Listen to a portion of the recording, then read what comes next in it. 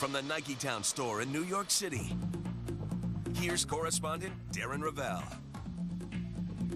Good evening. This is one of Nike's showcase stores, where the world's most powerful athletic shoe and apparel company displays its wares. It looks a little like a museum, which is fitting for a company that's turned its brand into a cultural icon. It all started with a few guys selling track shoes out of their cars.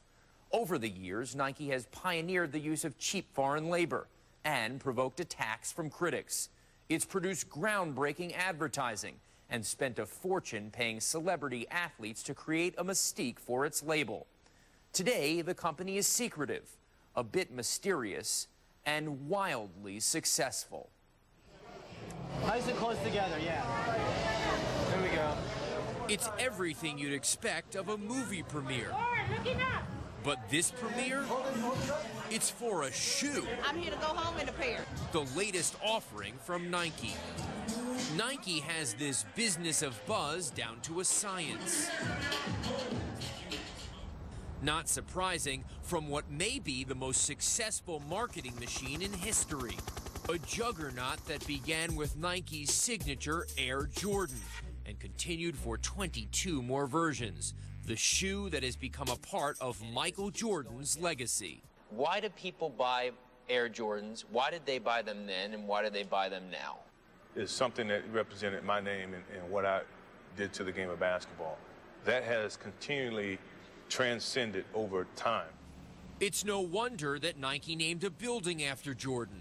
In 2007, the Jordan brand, now a separate Nike subsidiary, grossed about $800 million.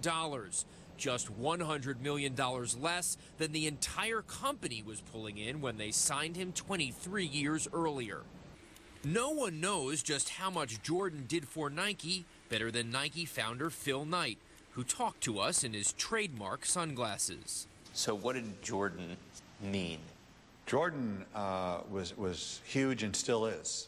He became ultimately probably the greatest basketball player of all time, and set the tone for what became not just a great endorsement, but has now become a brand. Michael Jordan's last game was in 2003, and yet Jordan brand sales keep growing. Brand Jordan today sells about twice as much product around the world as when he was playing. It almost didn't happen. When Jordan left the University of North Carolina in 1984, he was leaning heavily towards signing with Nike's arch rival, Adidas. The thing is, I never wore Nike shoes until I signed a Nike contract. All through college, we wore Converse. And up to that point, my favorite shoe was an Adidas shoe. These are special. It was Nike's basketball talent scout, Sonny Vaccaro, who convinced insiders they should spend everything they had to sign Jordan. I said, well, what do we have? And we have about $500,000 to spend, you know. And I said, well, give it all to the kid, give it all to Jordan. And they said, well, we don't have to give him all of it. I said, no, if it takes giving him all, give it to Michael Jordan. Nike made the bet, $500,000. At the time, an unheard of price for an endorsement deal, especially for someone who had yet to play a minute in the NBA. We knew it would be good. We paid him the most money we could afford, and we overpaid, according to the other companies, you know, for someone who wasn't a proven commodity. But to Nike's credit, they did the right thing, and it caught fire. And this kid caught fire, and this sucker was good. Nike also offered Jordan his own signature shoe line, a promise Adidas wouldn't match. It didn't feel like it was worth it, you know, which in hindsight is perfect for me because it made my decision that much easier, and I ended up with Nike, and it became a great relationship. People wanted the shoes worn by the kid who could fly through the air and was averaging 28 points a game.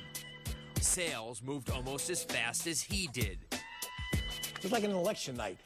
Like, who's buying what? Oh, my God, they sold 100 pair of shoes in Pittsburgh yesterday. They sold 400 pair in New York City. That's the way it was, like an election day count.